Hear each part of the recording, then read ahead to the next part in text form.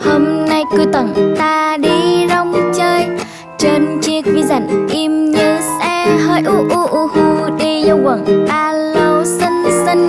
Còn anh đẹp trai phát hận trông như minh tinh, đi qua bên đường mua hai ly phê la, rong chơi là cả xong rồi cinema.